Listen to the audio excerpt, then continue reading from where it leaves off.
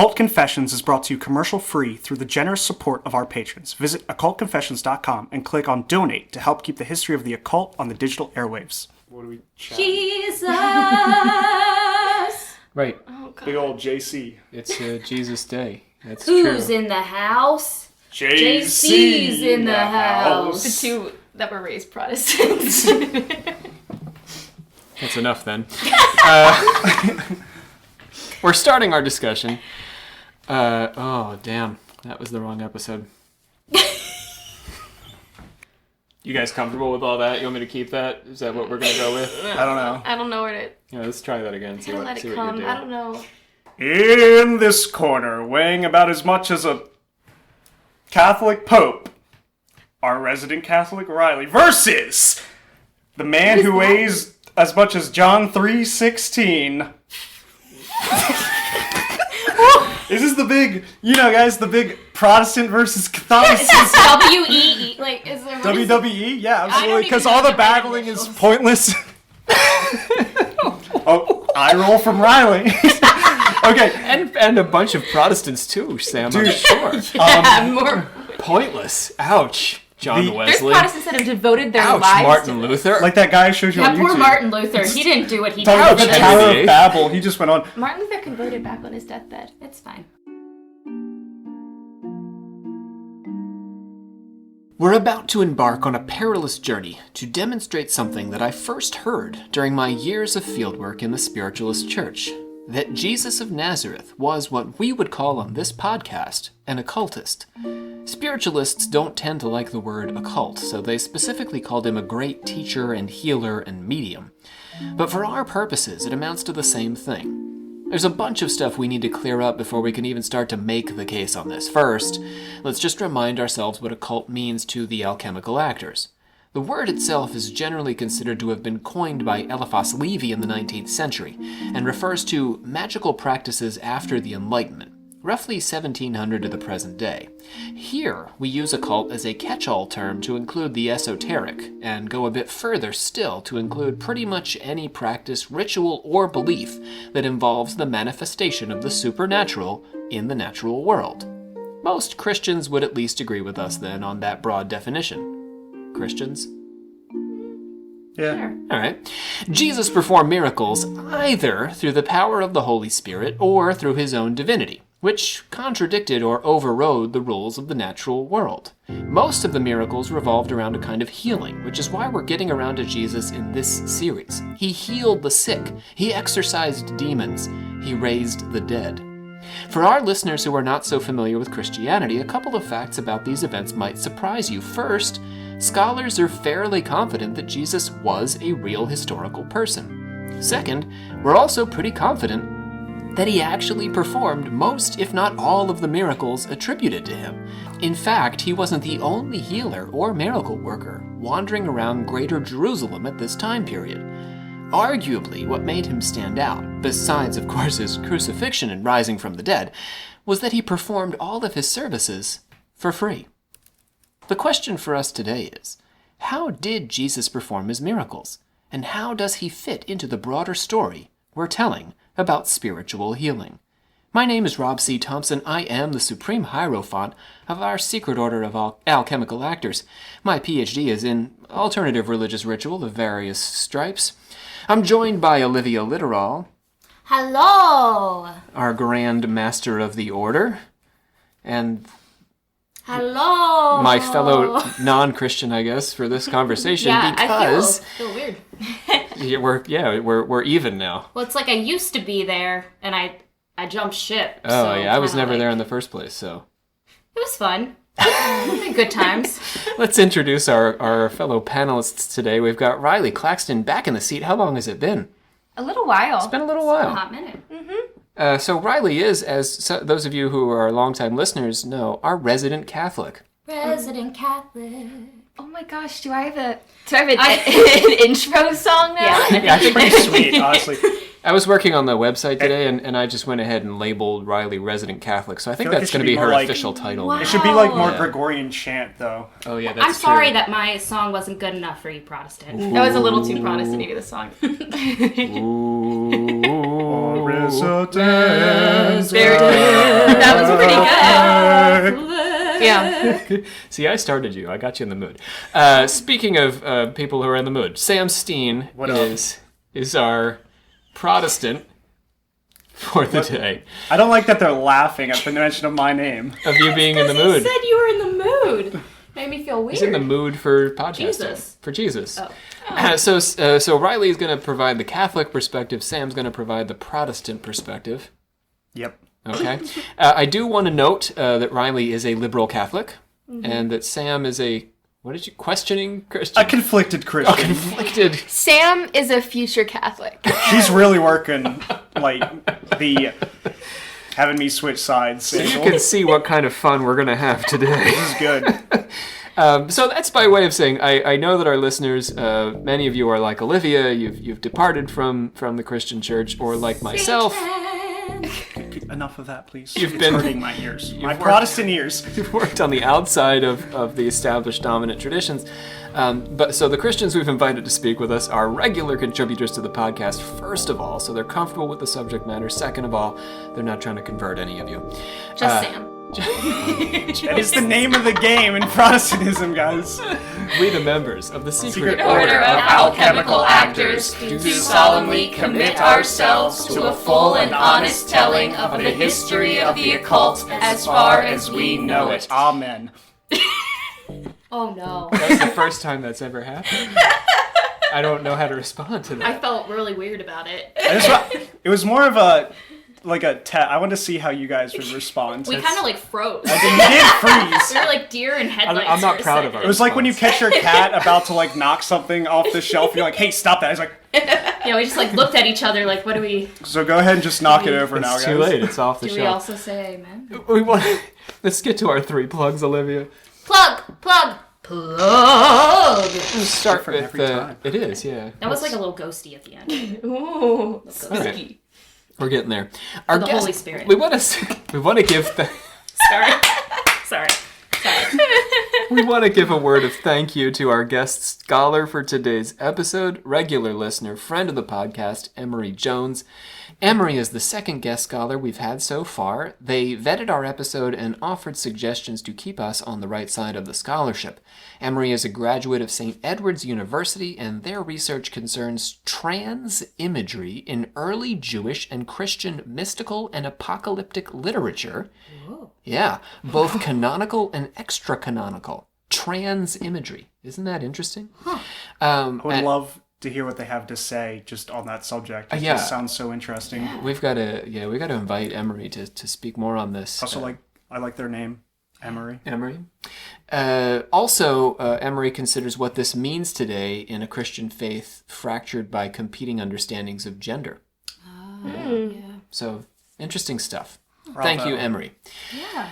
Let's mention our sources, which Emery also helped us with. Jesus the Magician by Morton Smith, The Historical Jesus by John Dominic Crossan, The Life of Apollonius by Philostratus, translated by F.C. Conybeare, and Miracles in Greco-Roman Antiquity by Wendy Cotter. Wonderful. Yes, indeed. Nice. And last but not least, the Trinity of podcasting. The Holy Trinity of The podcasting. Holy Trinity of podcasting. Nice. Subscribe to the episode. Number 1, review us if you're enjoying. And number 3, give us some money on Patreon. There it is. It's 3. It is 3. Yeah. All right. Close up the plugs. Plug! Is that official now? That's what we do? Plug them back up. You let me All right, I had said at the top of this that this was going to be a perilous journey. We're sailing carefully between the Scylla of Christian dogma and the Charybdis of biblical scholarship. I've been at some conferences. Biblical scholars can be intense. They will. Oh, yeah. They will cut a scholar. The religious guys taking at UMD are brutal. Yeah, so let's get a couple of things out of the way before we attempt this feat. First, I am not a biblical scholar. I will not cut a scholar. I don't read Greek. I don't read Aramaic. My doctoral language was French, and the historical period I'm most comfortable talking about is technically 1870 to 1890. That's solid. Yeah, really, though. Good years. They were. I'm reaching what I consider to be reasonable conclusions based on the scholarship of people who do read those languages and do study the first 100 years of the first millennium for a living. Second, there's an important difference between history, which we're interested in today, and theology, which we're going to try to avoid. History lets us know what conclusions we can reasonably draw based on the evidence we have. Theology is more like philosophy. It makes reasoned cases for belief systems and draws conclusions based on those beliefs. Theology in this context is concerned with how Jesus understood himself and how the tradition has interpreted his life and words. History looks for verifiable evidence that makes sense given the context. That doesn't make history more significant. Belief really requires both to function. But if we got involved in theology, we'd have to start guessing at whether the Jehovah's Witnesses or the Mormons or the Methodists or the Catholics had the best interpretation of the Gospels. What's your brand of Protestantism? Well, the church I technically go to is called non-denominational. He's the no branch version. But I grew up Non-committal. Episcopalian, which is Diet Catholics. Yeah, that's the flavor. Yeah. Okay, good. Where were we? I got really thrown off with the non-denominational thing. It's a thing. It's a growing. Yeah, it's growing. So we can't guess which of those have the best interpretation of the Gospels. And the truth is, nobody knows. Religion is essentially an interpretation of a miracle. I like that definition. I'm going to hold to that. And as I can't say enough on this podcast, interpretation is subject to doubt. Yes. All right, so let's get to what we know. Most of what we know about Jesus of Nazareth comes from 4 reports, better known as the Gospels. The oldest is attributed to Mark, was written around the year 60, or about 30 years after Jesus was crucified, give or take. Matthew and Luke were next, writing around 90, when and then John, which was a bit after them. So from a historian's perspective, Mark is the most authoritative, because he's closer in history to the actual life of Jesus, and because his book was actually a source for the later accounts. Matthew and Luke drew on Mark, and also on a hypothetical, I want to stress hypothetical because Bible scholars are arguing about this right now, a hypothetical, what they call the Q source, just the letter Q, and that may or may not exist.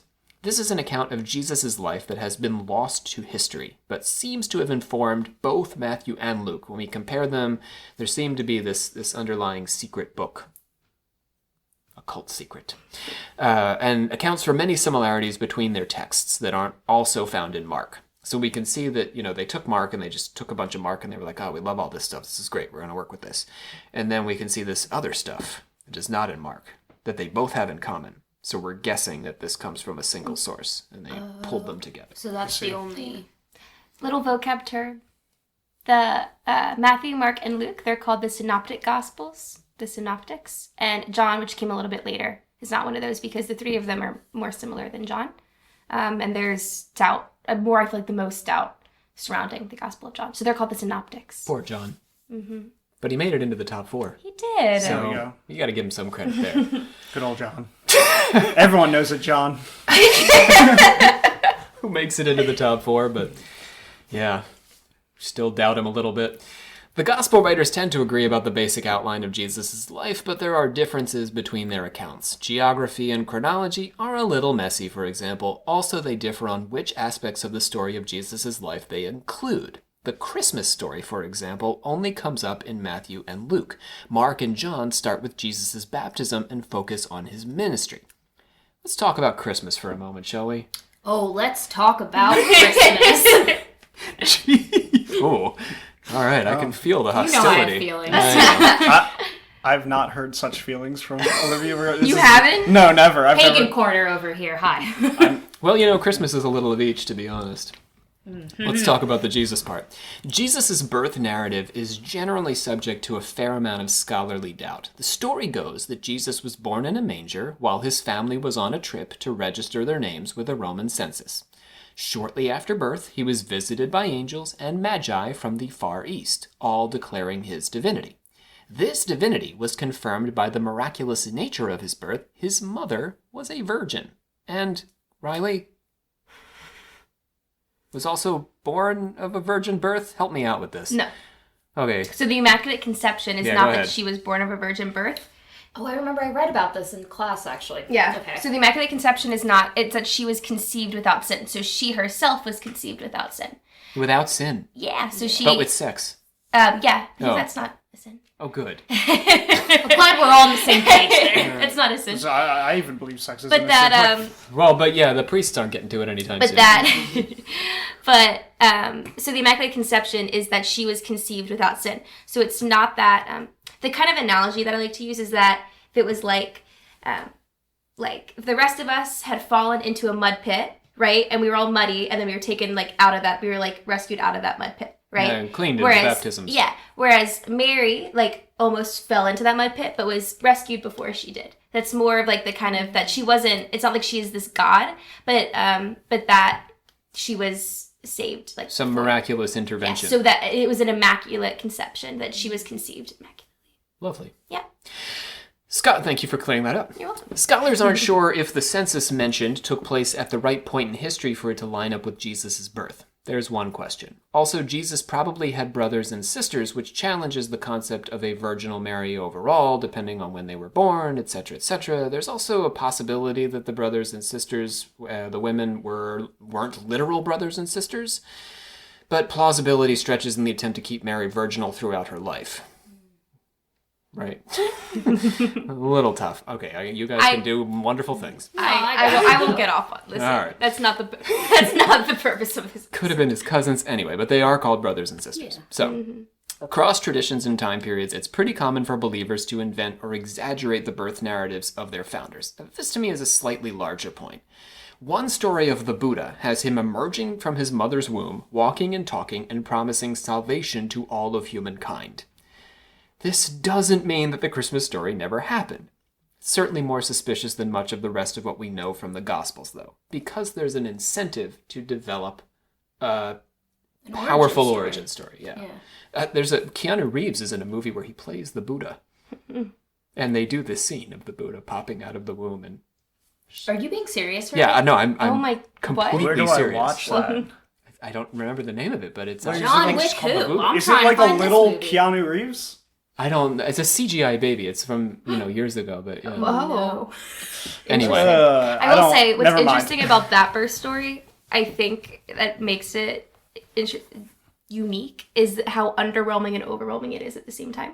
That it is this miraculous conception, but that it's also so completely underwhelming. Right? In the manger, you mean? Yeah, literally surrounded by poop and animals. It's just this it's such a dichotomy. It's nice for the social justice message of Yes. Jesus. My church is really hammering the idea that, Jesus was born at, the lowest level. So, he's not, the superior thing that couldn't relate to us. The Romans did have slaves. Okay. Could have been slightly worse. Could have always been worse. Some of the slaves were actually doing pretty well, though. And it's complicated. So, the Christmas story, oddly enough, points toward Jesus' potential esoteric connections. We're already on the occult. The Magi, literally Persian priests and astrologists, were those Middle Eastern guys who brought the newborn Jesus some frankincense and myrrh. Two of my child's favorite toys as a baby. She loved the frankincense and myrrh. Yeah. Couldn't wait to get her hands on that myrrh. Matthew may have included the Magi as a reference to Jesus' training at the hands of Egyptian magic workers in late adolescence. Oh, shit. Possibly. In order to get our minds fully around this, although Olivia apparently is already... signed off. We have to take a deep dive into biblical conspiracy theory. Oh, God, I loved... I'm here. Yeah. Are we going to talk about... Because didn't they prove, basically, that there's no way based on the constellations? He had to have been born in July, right? Oh, no. Yeah. I mean, yes, Jesus was definitely not born on December 25th. Yeah, okay. I was just making sure. I didn't know we were going to talk about that. The Christian church's attempt to eliminate a pagan holiday. Right. Yes. But that's not the conspiracy I'm talking about. What are we talking about? Because that one, pretty much, we just did that one right then. Now it's over. Throw it out. We're talking about what Jesus' enemies said about him during his lifetime and immediately after his death, which is that he was a black magician. Yo, that's my Jesus. I'm going back to the Methodist church because they didn't tell me that. All right, I'm They gonna... probably never will. No. Olivia's gotten Master all Karen's excited. not into that. And I'm gonna have to say this now. Like most conspiracy theories, it's nonsense. But it clues us into the culture Jesus was performing his miracles in. The case for Jesus' black magician begins in Egypt, where he was supposed to have learned his arts from naked sages. This is the Jesus I want. Why naked? That's just how they were. I actually There don't know. were no clothes but sages? they're just, well, there are, but not in Egypt. It's hot there. Yeah, it's true.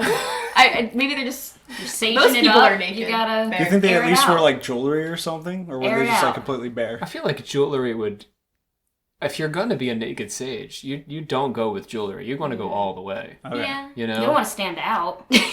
You're a sage. You're Have you pure. met Jim? Oh, yeah. The naked sage? Yeah, he's a cool dude. He wears an emerald. Whoa. I had no idea Jim wore an emerald. Yeah, he's not naked. Matthew agrees that as a boy, Jesus traveled to Egypt. The Magi give Jesus their frankincense and their myrrh and have a dream that Herod is out to get them, so they return to their own country. They're Magi. They have dreams. No, I'm just Herod. And then Jesus... Yeah, that dude. I'm just throwing it back to Herod for a second. I just forgot he existed until you just said it. You giggle every time anyone mentions Herod. He was a funny dude. And then Joseph has a dream in Killed all which the firstborns. an angel of the Lord appears to him. Arise and take the young child and his mother, and flee in Egypt, and be thou there until I bring thee word. For Herod will seek the young child to destroy him. Joseph, Mary, and Jesus stayed in Egypt until after Herod's death, which happened in 4 BC. For those of you who know what BC stands for, this should come as a bit of a surprise. Today we use the letters BCE, meaning before the Common Era, but traditionally BC meant before Christ. Jesus went to Egypt 4 years before he was born. What? Okay, so the truth He's is... Jesus, so he could... God is outside of time. Jesus was... What's that called? Omnitemporal? Jesus was not actually born in the year 1. We don't know when he was born, but it was roughly between 6 and 4 years before that. So Jesus could have been born 6 years before Jesus. Before Christ. Again, chronology is a tricky thing. Wild. Okay, so Matthew Super placed... meta. Super meta. Super meta. Jesus was born before Jesus. So Matthew placed Jesus in Egypt as a boy, although some believed he traveled there between his youth and his baptism by John. In Egypt, the argument goes, is where he received his tattoos. That's right! Jesus might have had tattoos. My Jesus is Do you back. think they're like super sick tribal tattoos? Or like... I'm going to let you imagine American however traditional. You Live, want. laugh, love. He's Yeah, like or like- infinity sign. It's like freedom, and then like the M is flying away in freedom. It's like instead of mom in a heart, it's God. Not all those who wander are lost. So let's give some evidence tree for this. Are you guys like being sacrilegious? I don't even know. Listen, we do it all the time. Paul claimed to have been branded with the marks of Jesus, i.e. the same marks Jesus carried, and magicians at the time period were often tattooed with spells and symbols. It's possible that Paul meant stigmata in speaking of the marks of Jesus, but that stigmata, given the context, is really unlikely, because the tradition of stigmata is considerably later. Yeah, absolutely. So tattoos are actually the more likely explanation. From my perspective, the journey to Egypt and the tattoos are the most plausible parts of the conspiracy theory. After this, it just sort of goes off the rails. But Jesus could have gone to Egypt, and he could have had tattoos. That stuff makes sense. But there's no way to know. What follows from here gets pretty outlandish, so let's all buckle our seatbelts. Yeah. Click. Your seatbelt should already be buckled, though, if you're Clap. driving and listening to this, so... Yeah, don't Yeah. unbuckle them. Don't unbuckle. Leave them buckled. Let's turn to one of Jesus' most spectacular miracles, the raising of Lazarus. All that do with dead. Big mood. Yeah. Now, even growing up outside of a church tradition, I heard the story of Lazarus, and you all did. As children... I'm right. Okay. Wait, what? Riley heard it in Latin. She didn't know what was going on. I heard it from my youth pastors, like, and then Lazarus, guys. How crazy. Lazarus stood up. That was my youth pastor, Newell. Newell. And Shout out David. to Noel. Okay, so as children, we hear the Lazarus story as a kind of extreme variant on the healing of the sick, right? It presages Jesus' own rise from the dead. It's a nice, foreshadowing. But it also looks an awful lot like necromancy. That's why I liked it so much as a kid. Herod wondered if John the Baptist had been brought back to life when stories of Jesus' miracles first surfaced. Some of Jesus' enemies believed he had recalled John's ghost as a familiar spirit and was working with him. Right? In Mark, Matthew, and Luke, Jesus is accused of using the demon Beelzebub as a familiar to accomplish his miracles. This prompts the famous line about a house divided against itself. How can Satan cast out Satan? And if a kingdom be divided against itself, that kingdom cannot stand. And if Satan rise up against himself and be divided, he cannot stand, but hath an end. It's a good line, and a good defense of any white magic practice. The fact that he needs to say it at all, though, shows how he was interpreted by those who opposed him. They saw him as a black magician. We lose this, right? We don't really reflect on this, but that's how he was being perceived by his enemies. Anti-gospels, let's say that phrase again, anti-gospels circulated among the Jews that argued Jesus was, now here it gets really wild, a Galilean magician who practiced cannibalism and engaged in orgies with his followers. This is at basically the same time as the Gospels are being written. And after he had been put to death for his practices, the Romans often crucified or burned magicians by the way. They stole his body in the night and claimed that he descended into heaven. You can read a pretty bald-faced perversion of Jesus' teachings about communal love in the orgies, right? The Eucharist in the cannibalism. Do you see? So they're basically taking the basic tenets of Christianity and turning them on their heads. Mm-hmm. And the resurrection in this account. The resurrection, the stealing of bodies. Mm-hmm. Clearly, this was all a kind of anti-Christian propaganda, and not a word of it was true, except, of course, the tattoos in Egypt, maybe. But it shows how Jesus was perceived. You got me? Yep. Mm-hmm. Any thoughts before we carry on? I've heard it before. No. Really? Yeah, oh yeah, absolutely.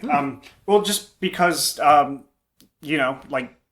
my branch of Christianity is really focused on, evangelism and going out and sharing the word. That's like all we're all about. We have youth ministries and stuff. When I go out in my youth ministry stuff and I go to kids, there are plenty of kids who don't believe, and when I start talking to them about it, who get I would say snotty, but I don't want to disrespect them in any way. But in a way, they're being I know this and you don't. So I've heard it plenty of times before from high school kids. Wow. Yeah. What are they teaching in the high schools? Nothing. They're just they're like the kids who sit in the back of the class and spin their pens with their fedoras and are I'm failing school because school grades a goldfish on its ability to climb a tree. I'm better than this type stuff. I see. So they're yeah, they're spouting an argument that goes back to ancient Judaism. Yeah, because they love Richard Dawkins and stuff like that, and so they go down this rabbit hole and get these conspiracies. So when 18-year-old youth pastor Sam Steen walks up and is like, "Hey kids, want to learn about the gospel?" They're like, "Jesus was a cannibal and a necromancer." I can't believe that's why. That really surprises me too. I normally don't get that. Public schools. I at least just at Kent get Island. So the atheists have adopted the arguments of the Jews and the pagans from the ancient times. As a way of discrediting. Sense, it does make sense, yeah. I'm fascinated, though. That's wild. Shall we talk miracles? Yeah, sure. Let's talk miracles. The more I get an intro, and so does Amir. You're on the... It's I didn't want an intro anyway, so... Well, Sorry, I'm Olivia sorry. sings for a lot of things. It wasn't Plugs calling. get... Anyway. Yeah. The more historically valid story starts when Jesus was baptized by John the Baptist. Okay, so leaving aside Christmas and all the things that we're not so sure about, we are pretty sure, says John Dominic Crossan, one of the surest things we can know about John the Baptist and Jesus is that Jesus was baptized by John the Baptist. The Baptist offered a radical alternative to the practice of the Jewish priests, running essentially a cult in the wilderness, a little sect of Judaism. In the established priesthood, for a fee, so we're talking about established Judaism, right? So John is working against this. So the established priesthood worked like this. You could have your sins washed away through priestly sacrifice. John said, I've got a much less expensive variant, and it's called baptism. This was a challenge to the Jewish authorities, and it stirred up all kinds of trouble, because this is how they're making their money. John claimed his baptism as a fulfillment of prophecy, to make the impure pure again and to forgive sin.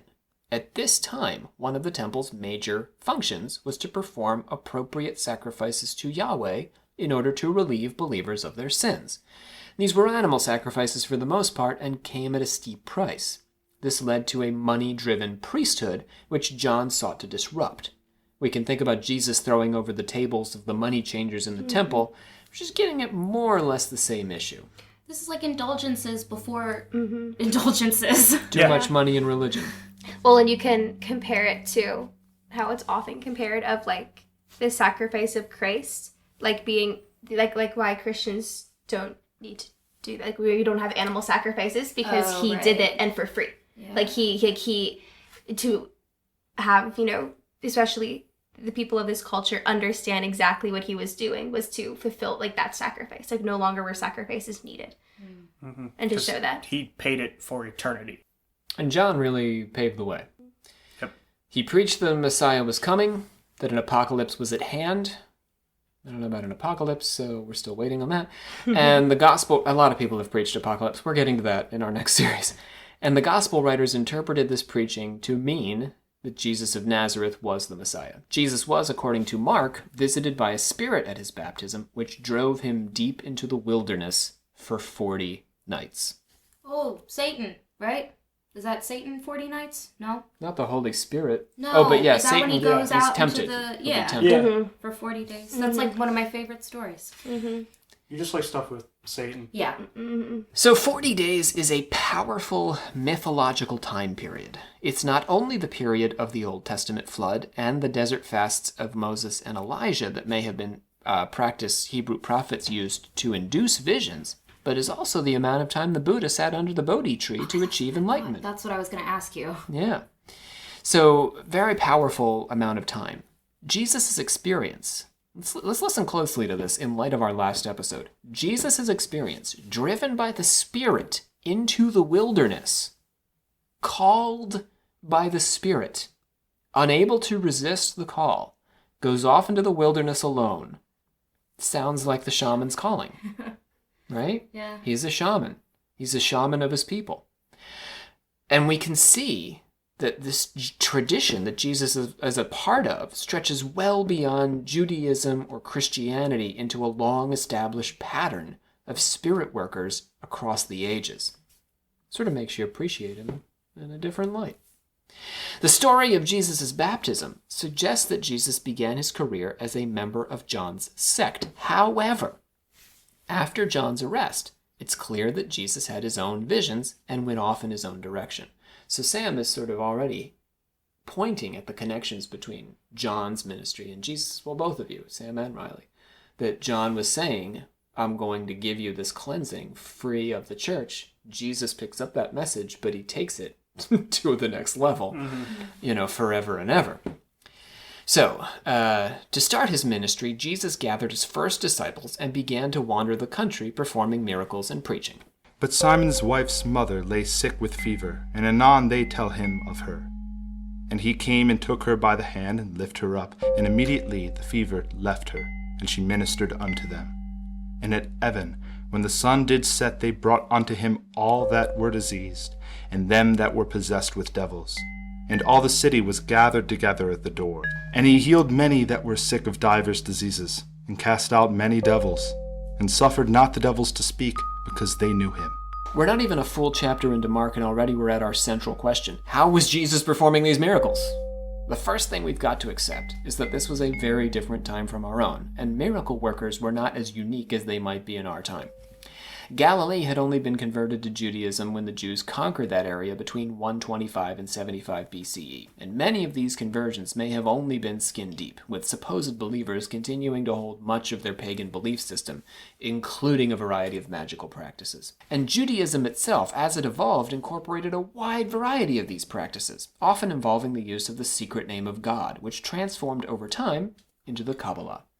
So far, so good, Christians. Riley? What about this notion of people not performing miracles so much these days? Y'all still do perform miracles. Oh, yeah.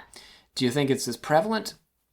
I think it still is, but in a different way.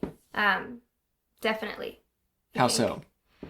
I think for one, it's accepted differently in our culture. Like, it's not viewed in the same way as it was then, and it's typically shut down. So you mean it's like kept within the church? Yeah, and it's not typically something listened to outside of the church. Like I mean, okay, evangelization 101 is you never talk about miracles. It's literally because people automatically shut down. See, but that's what would get Olivia and I into the exactly. room. But you're different. You're very different. Rather than other people who don't, who are very cynical. I mean, in order to be canonized as a saint in the church, I forget how many miracles you have to perform. I forget how many miracles it is, but it's a sizable amount of miracles. The number, I think, has gone up over time. Yeah. In the early days. And you have an investigative, it's a really hard process. It takes years and years usually. I think, some of the quicker saints have been like Mother Teresa and John Paul II, but even then it was about 15 years. But you have, dedicated people, and they purposely bring in, most of the people on the case are non-Catholics, usually atheists. And because that's the whole point. Right. And so saints have to have verified miracles that are spent time investigating.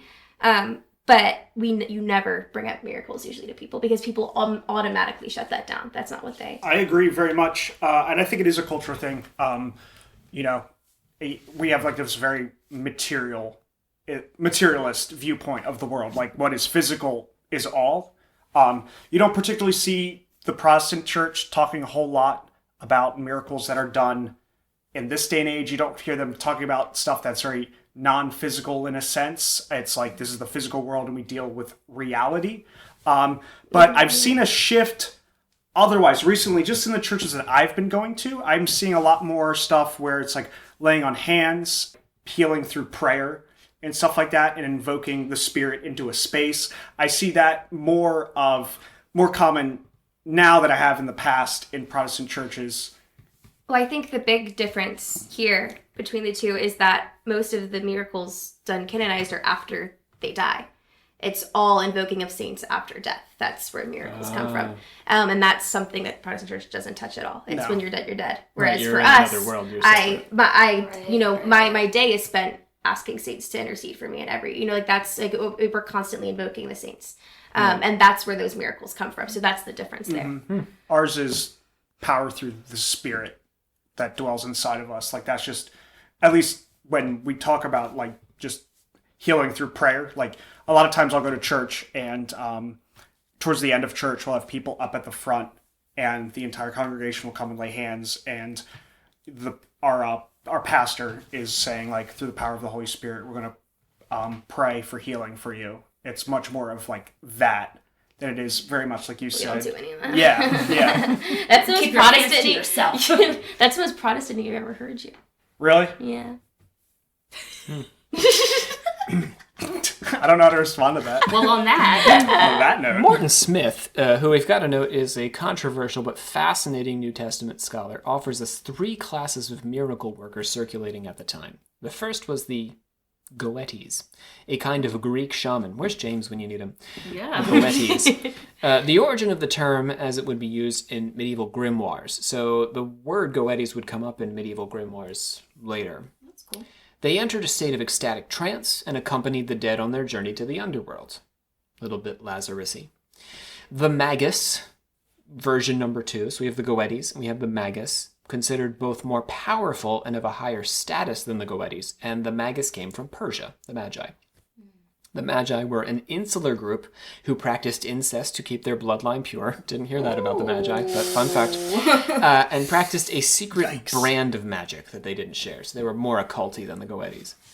Jesus did not identify as either of these. Goetes engaged in ecstatic trance to achieve their spirit work, and Magi used complex formulas and talismans like potions and crystals.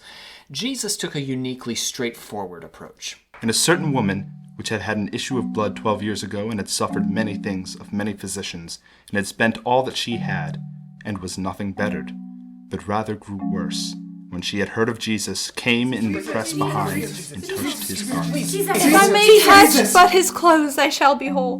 And straightway the fountain of her blood was dried up, and she felt in her body that she was healed of that plague.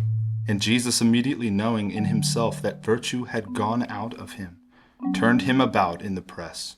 Who touched my clothes? Thou seest the multitude thronging thee, and sayest thou, who touched me? It was me. I touched your garment. Daughter, thy faith hath made thee whole. Go in peace, and be whole of thy plague. I love that story. Why is that?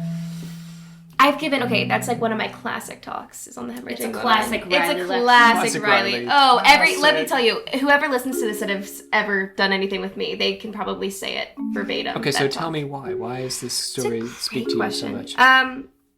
Well, On an emotional level? yeah, definitely. It's like, that's probably one of the most emotional parts, like, for me, of, I don't know what it is. It just has always really very much, like, touched me. And I love the image of this woman. You picture it too, like this just enormous crowd being pushed around, and like this woman who literally has nothing left. Literally, like it's all been gone, and like this is her like very last hope. And I can you can just think of this woman whose like hope has been drained from her, and like literally she repeats to herself, if I can just touch the tassel of his cloak, like as she repeats that to herself, and like she's on the ground in this town, city square or whatever, and that he notices her, like, past all of that. Mm-hmm. And, all his apostles are like, you're seriously asking who just touched you? Like, there's all these people around. And as he gets down, like, onto her level and, like, looks at her, and it's a But he very can heal personal her and emotional. without having to do anything. Yeah. This story is really what marks Jesus as unique among the healers at this time period. He seems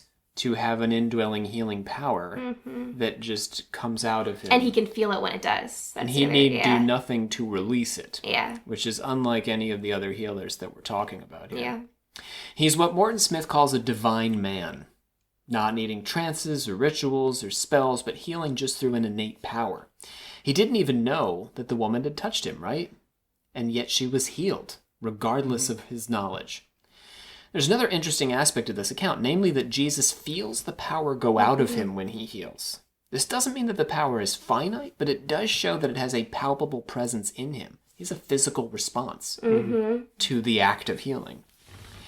The reference to physicians in this story is actually a bit misleading. Medicine was certainly primitive at this time period, but poor medical care wasn't generally the cause of protracted illnesses. So this woman wasn't suffering because of bad medicine. I feel like that was more of a way of saying that she had, like, basically exercised all her resources. Yes. Like, there was nothing left, rather than... It was probably more like the temple that was causing problems. Sickness was associated with sin, and if you were sick, it's because you were sinful. Heavy Roman taxes, which gets at Riley's point about her being on her last dime, led to malnourishment, which precipitated sickness. And sickness was a sign of sin, forcing the victim to turn to the temple to have his or her illness relieved. So you're already poor, the Romans are taxing you, you're turning to the temple, and the temple's demanding high fees for sacrifices to purge your sin, but you don't have the money. The sick also couldn't work, which further exacerbated their trouble. And Jesus, like John the Baptist before him, intervened in this system by healing the sick for free, breaking a vicious cycle. And he commanded his disciples to go out and do the same, for free. It's almost like Jesus was the first to say, Medicare for all, dude. Socialism. Yeah, for real. No. I say this all the time. Like, when you really do look at Jesus, like, very much has, like, a very socialist, collective mindset when it comes to just, like, his idea of a social structure. But it was also never about government. No. Right. It was very communal. I mean, there was a sense that there was an expectation that you as healer would be welcomed into a home and fed. But that exchange was not monetary. There was a communalism to the act of healing and being healed. The fact that the disciples didn't bring anything along with them meant they had to rely on other people, as we're saying, to offer them a roof to sleep under and food. They healed and exercised for free in exchange for breaking bread with the family. The fact that they traveled from town to town and never put down roots upset any potential for them to become an establishment unto themselves. They're very anti-establishment. Because if you just stay, then you become this sort of center of power, and you develop. So they moved. They kept Just a moving. ragtag group of homeless guys. It's literally Going with that their somehow cup and established the little world's legends. largest religion. They had to start anew in each town rather than build the relationships that inspire patronage in the ancient Rome and nepotism and corruption, which the ancient Romans were all about. And let's be honest, so are we. Yep. Yes. Yeah. Jesus' parables and sermons were inspirational. By we, I don't mean this podcast, by the way. I do mean the American government to begin corporate culture. Yeah. Big old capitalism. Yeah. You can buy Trump straws now to own the libs. Yes, Jesus' parables and sermons were inspirational, and yes, Jesus set a powerful example by his martyrdom, but his miracles really cut to the heart of what he was all about, undermining the money-hungry power structure and raising up the disenfranchised. Jesus was a champion of the downtrodden, whose healing was both miraculous and politically radical. He was an enemy of the establishment with its comfortable perch above the rabble, commanding, controlling, victimizing. You liking him any better, Olivia? Who? Jesus? I didn't. Oh, you're always ever on board with Jesus. dislike She's like, oh, Jesus. who? It's just in a... No, I've always thought that's part of why, like, I mean, I was the one that wanted to go to church as a kid. Like, my parents didn't put me there. I thought it was interesting. Me too, actually. But I always thought it was, like, really cool story time, I think. I could never get past that. But I thought it was so interesting. Like, I don't know. So the healing that Jesus and his disciples offered required the client to provide a bit more than just a roof and some bread and wine. In order for the client to be healed, he or she had to believe. There's one more component to this, right? This is a point Jesus makes over and over again. The woman who touched the hem of his garment was made whole by her faith. And the interesting part of it is that is different than the rest of it is because, like, it's not like some requirement he had. Like, oh, before I heal you, you have to believe in me. Tell me you believe in me. Happened. Like she had this belief. It wasn't voiced and it already happened. Like, it was the belief drew it out regardless. It wasn't this, There's an indwelling condition Yeah. of hers. Yeah. It's necessary for the healing's efficacy. There's a story of Jesus returning to his hometown and the people there refusing to believe in his miracles because, to them, it was just Jesus. That's just Jesus. Right, Next door. Jesus. Jesus from Mary's the block. kid. What's he doing here? Right. The carpenter. I always wondered if he was like a crappy carpenter. Sorry. Like, like what if he... I always wonder that. Like, He became a it's prophet definitely because he's a good. bad carpenter. like, can you imagine that, like, Jesus, he was, like, the one that made us that, like, shitty shelf? Like, that's what I always thought about. It's like, He's turning water. my one pastor gave a sermon about that. But he was like, imagine table how sucked. ripped Jesus was. Jesus was ripped. Like, muscular. Oh, yeah, Because, like, he dude. had to work carpentry without, was like, working proper his hands. tools. And with those tribal tattoos? Are you kidding? Dude, he probably had a man bun, too. I think I'm in love with Jesus. I guess, but there was a time when he put the Love of tools my down life. and never picked them up again. You're in love with Jesus. Oh, absolutely. For a while, I thought I was going to be a nun. Recently not, but for a long time. Recently not. Yeah. Jesus. You know, little Jesus. Remember when Mary was giving birth to one of the girls and she asked us to come over and watch him? He wet through his nappies into his little tunic, but we didn't have a spare tunic, so we had to dress him in a palm frond. Right. That Jesus. Anyway, he went off to discover himself, and now he's back with a bunch of his long-haired friends. Yeah, says he's God now. And Mark says, he could do there no mighty work, save that he laid his hands upon a few sick folk and healed them. Presumably, a bunch more sick folk missed their chance because they didn't believe. This is the spirit cure of the shamans, or the modern-day placebo in its biblical context. Belief has the power to effect actual cures. Right? Would you still have me on the podcast if I was a nun? Yes. Yeah. Even more so. I mean, that'd be kinda you sick. can't not be on podcast because you're not. Would you right wear now. the habit in photographs? Yeah, I'd have to. Oh, great. Could you imagine? us That would be. with Riley the nun? That'd be fun. That'd be metal. That would be. Nuns are so cool. All right, moving on. And they came to Jericho. As he went out of Jericho with his disciples and a great number of people, blind Bartimaeus, the son of Timaeus, sat by the highway side begging. And when he heard it was Jesus of Nazareth, he began to cry out. Jesus, Son of David, have mercy on me. Hold your peace, blind beggar. This man is a great worker of miracles. He doesn't have time for beggars who are also blind. Or blind men who are also beggars. Yeah, be gone. Please, thou Son of David, have mercy on me. Call him over. Who? Him? Him? But he's blind. Yeah, and also a beggar. A blind beggar. Be of good comfort. Rise, he calleth thee. Thank you, Jesus. What wilt thou that I should do unto thee? Lord, that I might receive my sight. Go thy way, thy faith had made thee whole. And immediately he received his sight and followed Jesus in the way. Scholars who lack our confessor's understanding of the power of belief and the interconnection between mind, body, and soul tend to argue that all of Jesus' clients were in some sense afflicted by psychosomatic disease. That is to say, they were hysterical patients. Timaeus wasn't actually blind, but suffered from hysterical blindness. Belief in the form of psychosis caused the disease, and so belief could easily heal it. But the volume and variety of ailments that Jesus successfully cured makes that a difficult sell. Matthew and Luke report that Jesus successfully cured leprosy. His first reported healing in Mark is a case of palsy. According to John's Gospel, Lazarus of Bethany was dead for 4 days. It's a psychosomatic death. Psychosomatic. Does Jerusalem just have a problem with psychosomatic diseases? Everyone's really... He's just crap, another one. Really gosh. nervous. Jesus was just the first really good psychologist. They're a very nervous people. I guess so. In truth, Jesus was one of many magicians circulating around Israel and Transjordan at the time period, including magicians who performed miracles much like Jesus. Some of the major miracle workers roving around the Greco-Roman world at the same time include the philosopher Apollonius of Tyana, the physician Asclepiades, and the emperor Vespasian. Actually did some healing. How about that? Yeah. What was so special about Jesus that he became the founder of the world's most widespread religion, though? Everyone wants to know. Why not Apollonius or Vespasian? Why don't we have a religion for Vespasian, the Emperor Vespasian? For comparison, what, you got an idea? I mean, did he call himself God? No, he probably didn't. Well, yeah, he did. He was the Emperor of Rome. But, did he, say something that's I created that? Did Jesus? A little bit. We'll get into. You can get into that later. Oh, okay. But... I don't know. So a little bit. He kind of did. The Roman emperors. That's the thing that does set him apart a little bit. They is would have that claimed to be God. he was really, he literally did.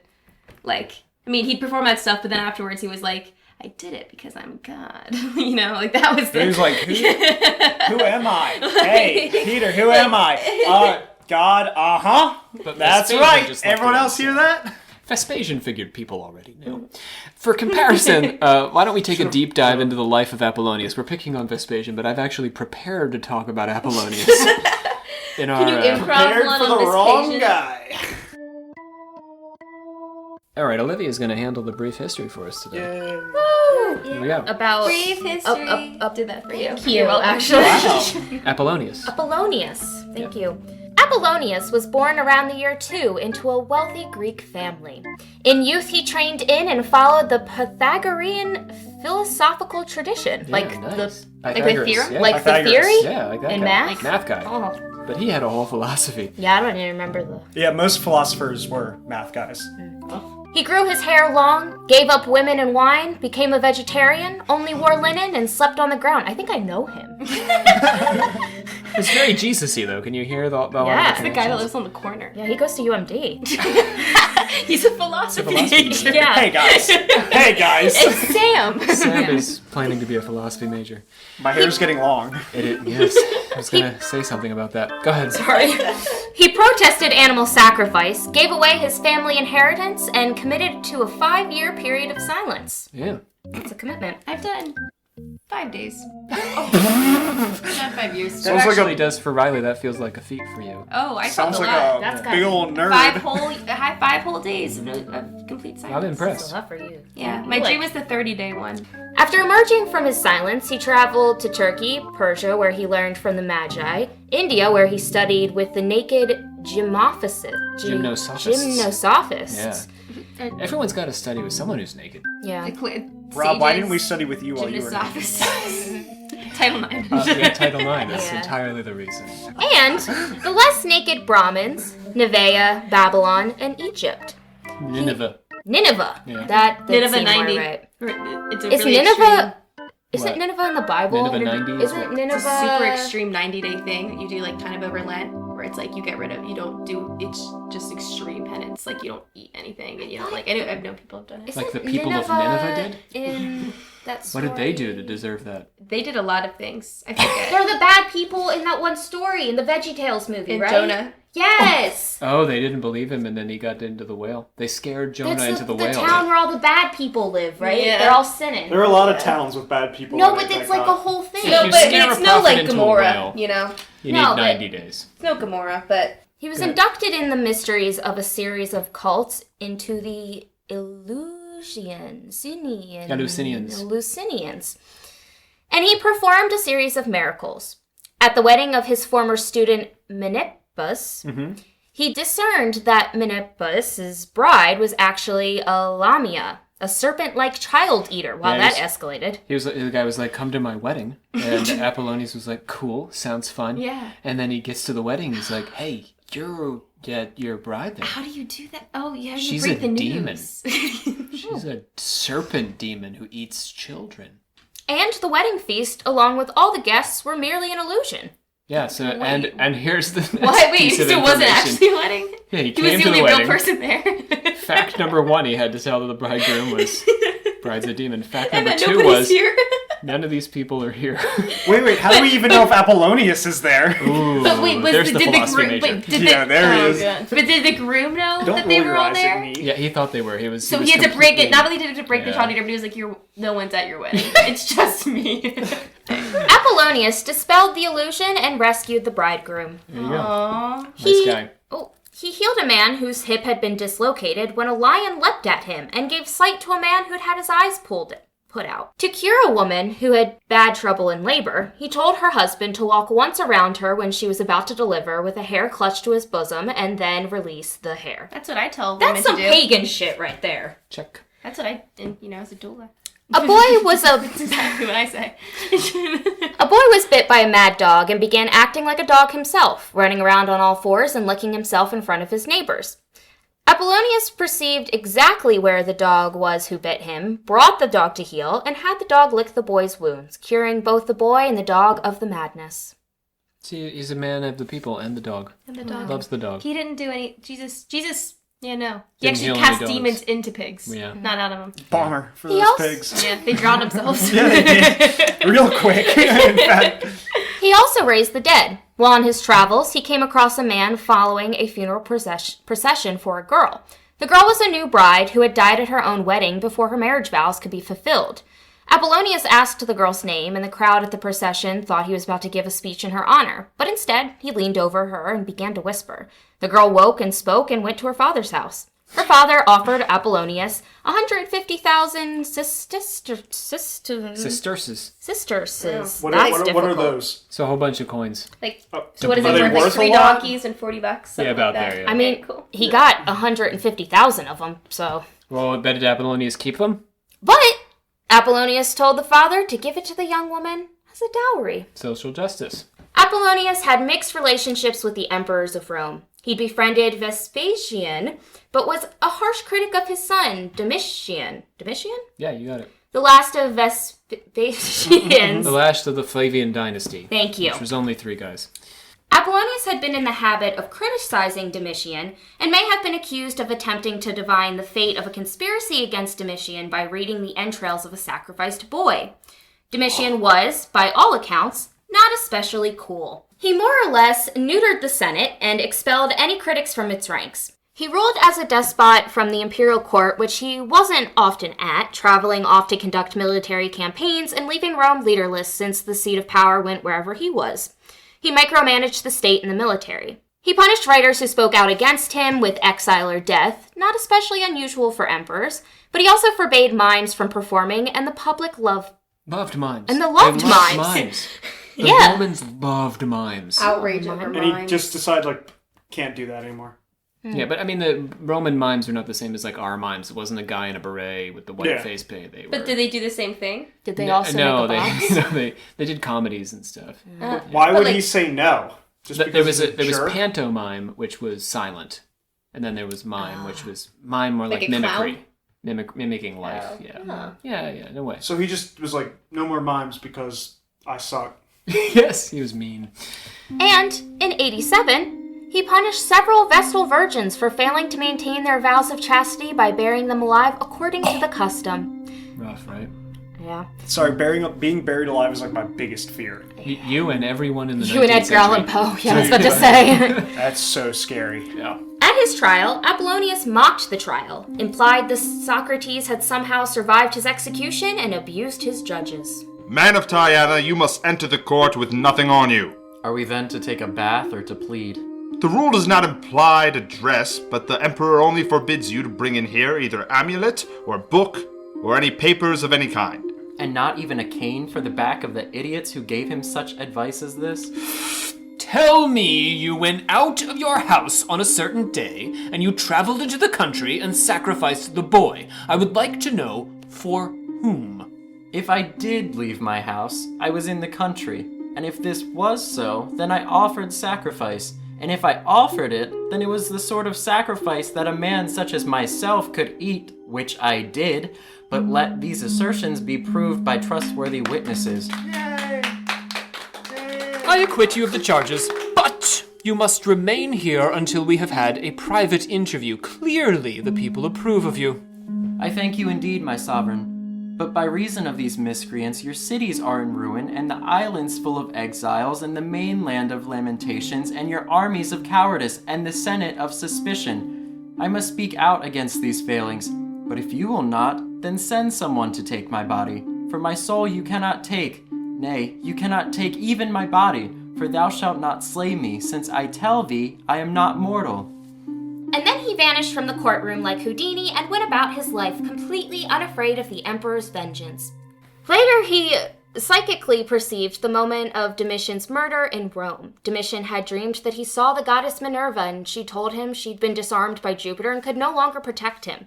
Domitian believed he'd be killed at noon and had developed a habit of growing restless at midday. At noon on the 18th of September in the year 96, when he asked a servant the time, the servant lied and said late afternoon, putting the emperor at ease. His steward, Stephanus, had been wearing a bandage around his arm for several days, feigning an injury. Stephanus came into the emperor's chamber, brandishing a document that he claimed proved a plot against the emperor's life. As Domitian took the paper in hand, the steward pulled a dagger out from inside the bandage on his arm and stabbed the emperor in the groin. Right in the groin. Damn. Good place to stab. Domitian struggled, but was stabbed 7 more times. 7 more times. That's how you kill an emperor. You don't stab him once. Yo. 7 times In and a- in the groin. I don't know if they were all in the groin. I hope not. Do you think he spread it out? Yeah, it started in the groin, worked his way up. In Ephesus? In Ephesus. In Ephesus, Apollonius was giving a speech to a crowd when he suddenly dropped into a trance and said, "Smite the tyrant, smite him," at the exact moment when Domitian breathed his last. Apollonius went on to set up a school in Ephesus and died later that year or the next. The exact time and nature of his death is shrouded in mystery and adds to his legend. And that's a brief history of Apollonius of Tyana. Very nice. Iconic person. Yeah, what a guy.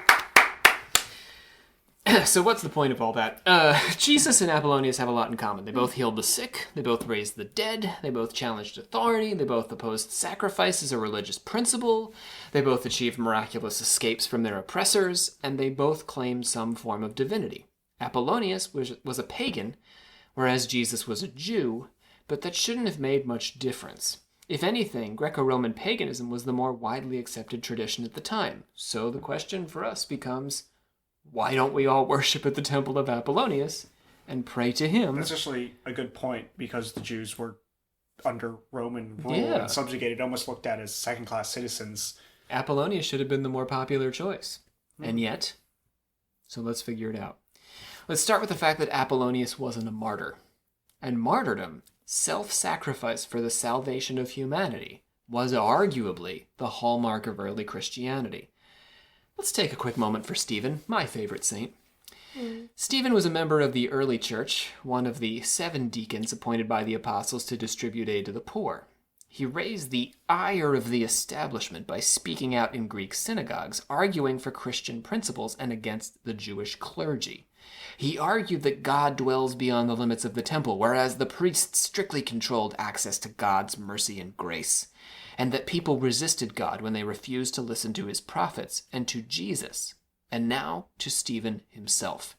The crowd grew incensed around him, and Stephen had a sudden vision which he shared with the crowd of heaven opening and the Son of Man, Jesus, sitting on the right hand of God. The crowd, now enraged to the point of homicide, took up rocks and stoned him to death, while Stephen prayed aloud for the Lord to receive his soul and forgive his killers. One of the witnesses of this stoning was Saul, who would make one of the most famous conversions in the history of Western religion and change his name to Paul. The S to the P. S to the P. Good old Paul.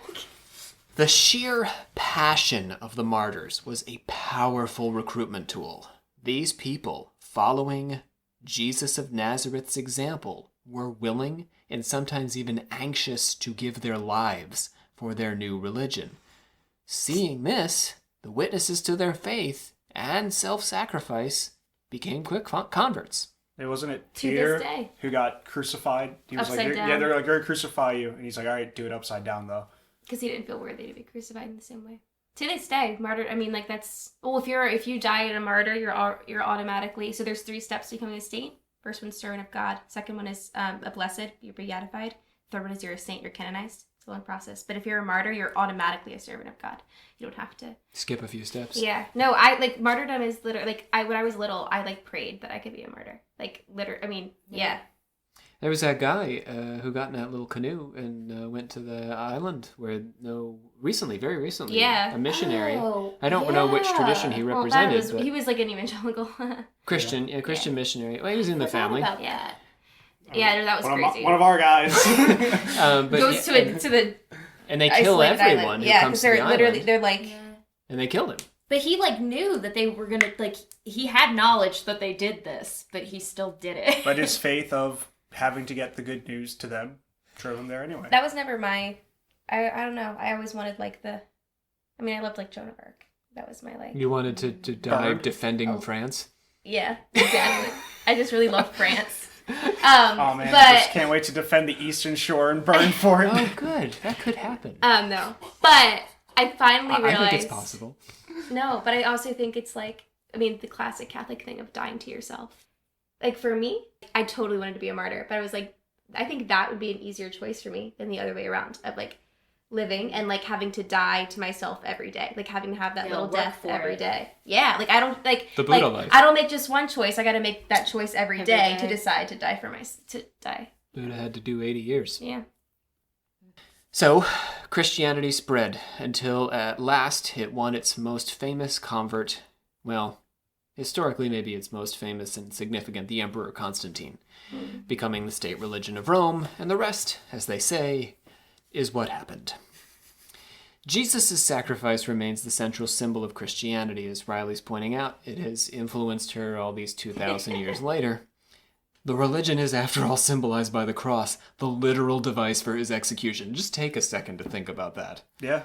But pagans are supposed to be weird and creepy. The central ritual of church service is the consumption of bread and wine, symbolizing or instantiating, Riley, his body and blood, given for the We don't need to sake get of into that. humanity's I salvation. mean, even with like the youth program that I work with, Young Life, like the main goal of Young Life is to get people to learn and know of the sacrifice. Like that is the main thing. It's like getting people to know about what he did. The whole thing. Yeah. It's literally the whole thing. So that's why we have Jesus and not Apollonius. Church of Jesus, not Church of Apollonius. Olivia, bring us on home. I hereby adjourn and declare closed this meeting of the Secret Order of Alchemical Actors till such a time as we get together and do it again. Our voices today came from Sean Priest, also James Kaplangis, Shannon Landers, and our discussants joined us as well, doing our voices. Am I missing anyone? Jacob. Check. Jacob Wheatley. There he goes. Good old Jacob. I remembered you, Jacob. There you go, Jacob. Riley loves you. I do. In the discussion, oh boy, we never came up with a name for Sam. Oh, dude. Yeah. Can we ask for ideas? Yeah, we can ask for ideas. You know, I'm all about that. Go ahead. I would love to hear what the Order of Professors has. Okay, so it's time for Sam to be titled, because Riley's been titled. Everyone else in this circle's been titled, and Sam just got through an hour and 38 minutes of being Catholicized. So he deserves a title. There's many more hours to go. We're going to push... I am so scared.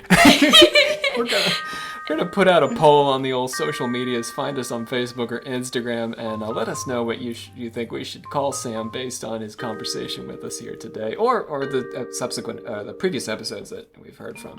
Yeah, I was on the Chinese Secret Societies. Yeah, that was a good time. You've also done some interesting voices for us. Oh. Yeah. I also did the mini episode on the Tao. Yes, that's right. Okay, so... I'm also a patron. That is the end of our discussion of Jesus of Nazareth, but never fear, for the Christians remain with us for 2 more episodes. But now we're going to go down the rabbit hole. We return with demonology next. I'm back. And then exorcism. I'm so back. Can I come back? You can come to exorcism. Yeah. I don't have any of that. Protestants did perform exorcisms during the Renaissance. Did we really? The difference between a Catholic and Protestant exorcism is that a Protestant would go in a closet and pray for a few days, whereas a Catholic would whip out their true cross relics and have all kinds of be debating with the demon and that's what we do. But do. the Protestants are in the closet. I'll be in the closet. I mean, Thank you for joining us. Thank you for listening to the end of the episode. if you got this far, Yeah, congrats. You're a true confessor. Wow. I'll give you a big ol' high five. Yeah, if you manage to find us, Sam on the Eastern Shore, he will high five you. All right, The first one to find us gets 2 high fives. 2 high fives. Honestly, Riley really made Protestantism sound pretty vanilla. It's pretty vanilla. Join us next time as we discuss Solomon Just to clear that up. and the demons here on Occult Confessions. Riley, that when I texted in our group chat, I was like, "Where can I learn about this Jesus fellow?" And you responded with the Catholic Church. I put my phone down and went.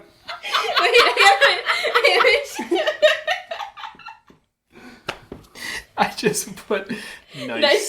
Yeah, it was just a nice. I didn't respond at all.